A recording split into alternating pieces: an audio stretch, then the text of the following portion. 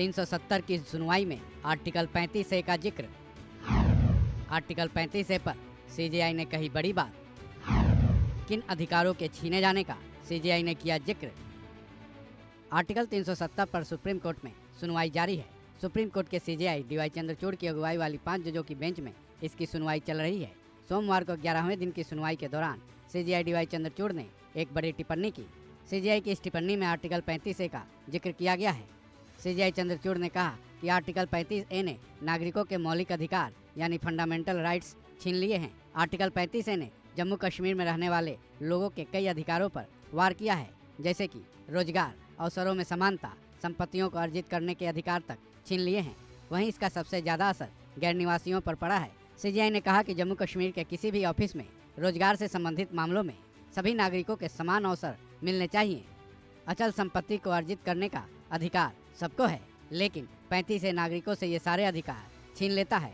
CJI Chandrachud ने आगे कहा कि यह ऐसा इसलिए है क्योंकि जम्मू कश्मीर में मूल निवासियों के विशेष अधिकार थे और इसी के आधार पर गैर निवासियों से ये सारे अधिकार 35A के तहत छीन लिए गए। अपनी बात को समझाने के लिए उन्होंने संविधान का भी जिक्र किया।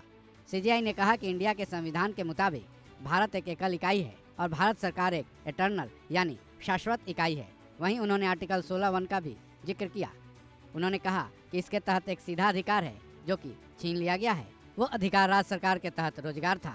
ऐसे में जहां एक तरफ आर्टिकल 16(1) को संरक्षित रखा गया था, वहीं 35A ने सीधे तौर पर उस मौलिक अधिकार को छीन लिया।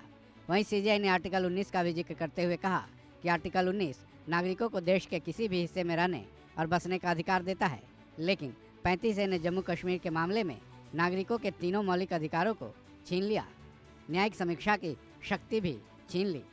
सीजेआई चंद्रचूड़ ने ऐसी टिप्पणी तब की जब केंद्र सरकार की तरफ से सॉलिसिटर जनरल तुषार मेहता दलीलें पेश कर रहे थे, जिसमें उन्होंने कहा था कि पहले किए गए कामों की गलती का असर आने वाली पीढ़ियों पर नहीं पड़ सकता है। साथ ही उन्होंने ये भी दावा किया कि हमने 2019 में ही पिछली गलतियों को सुधार लिया था। सीजेआई चंद्रचूड़ ने सॉलिसिटर जनरल तुषार मेहता से कहा कि एक स्तर पर आप सही हो सकते हैं क्योंकि भारत का गणतंत्र एक दस्तावेज है जो कि जम्मू कश्मीर की संविधान की तुलना में हाई स्टेज पर है, लेकिन ये बात भी है कि आपने अपनी दलीलों में ये जताने का प्रयास किया है कि जम्मू कश्मीर की संविधान सभा विधानसभा थी, लेकिन विधानसभा संविधान सभा नहीं। सीजेआई चंद्रचूड़ ने तुषार मेहता को कहा कि ये सही नहीं हो सकता क्योंकि आर्टिकल 238 संविधान सभा की मंजूरी के बाद ही सब्जेक्ट्स को जम्मू कश्मीर के दायरे में लाता है। ऐसे में केवल विधानसभा कहना सही नहीं हो सकता है।